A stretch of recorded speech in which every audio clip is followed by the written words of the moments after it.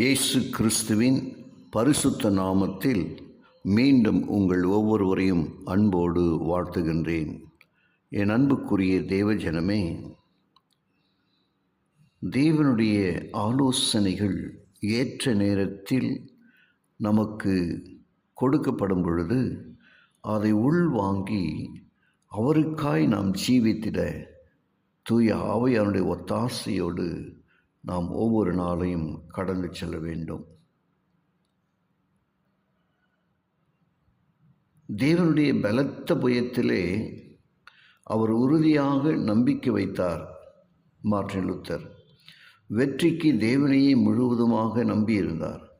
மேலும் மேலும் நெருங்கி தனது போராட்டத்தை தொடர்ந்தபோது பாதிரிமார்களின் கோபம் அதிக உக்கிரமாக அவருக்கு விரோதமாக தூண்டப்பட்டது. சீர்திருத்தமடைய அவர்கள் விரும்பவில்லை. கட்டுக்கடங்காத உல்லாசத்தையும் துன்மார்க்கத்தையும் சுகபோகங்களையும் தெரிந்து கொண்டார்கள். சபையும் இருளிலே இருக்க வேண்டுமென விரும்பினார்கள். பாவத்தை கழிந்து கொள்வதிலும் சத்தியத்தை பிரசித்தம் செய்வதிலும் லூத்தர் துணிவோடும் ஆர்வத்தோடும் பயமின்றியும் தைரியத்தோடும் இருப்பதை நாம் பார்க்க முடிகிறது. துன்மார்க்கரையும் பிசாசுகளையும் அவர் அலட்சியம் செய்யவில்லை. இவர்கள் அவரையும் கூட மகா வல்லமையான ஒருவர் தன்னிடம் உண்டு என்பதை அவர் அறிவார். அந்த ஆர்வமும் தைரியமும் துணிவுமுடையவராய் இருந்தார். சில சமயங்களில் எல்லை மீறி போகும் அளவிற்கு ஆபத்தில் இருந்தார். இவருக்கு மாறான குணம் படைத்த மெலாங்தானை கர்த்தர் எழுப்பினார்.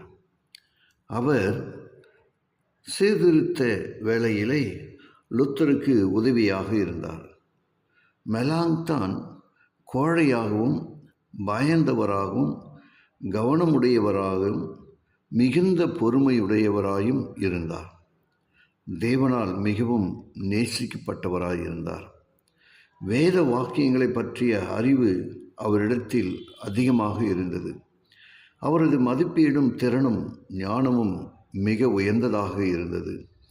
தேவனுடைய ஊழியத்திலே அவரது பற்று லூத்தருக்கு சமமாக இருந்தது. தேவன் இந்த இரு மனிதர்களுடைய இருதயங்களையும் ஒன்றாக இணைத்தார். அவர்கள் பிரிக்க முடியாத நண்பர்களாக இருந்தார்கள்.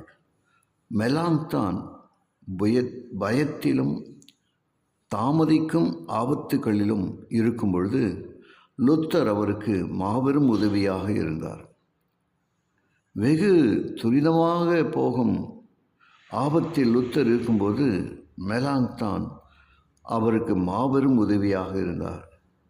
இந்த வேலைக்கு லூத்தர் மட்டுமே பொறுப்பாக இருந்திருப்பாரானால் அநேக தொல்லைகள் வந்திருக்கும். ஆனால்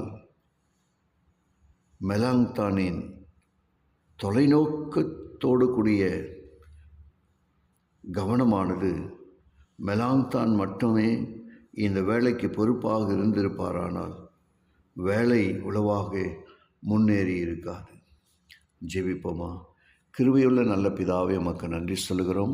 இந்த நாளின் நல்ல ஆலோசனைக்காக ஸ்தோத்திரிக்கும். கேட்ட ஒவ்வொருவரையும் ஆசீர்வதியும். இயேசுவின் வழியாக ஜெபிக்கிறேன் நல்ல பிதாவே. ஆமென்.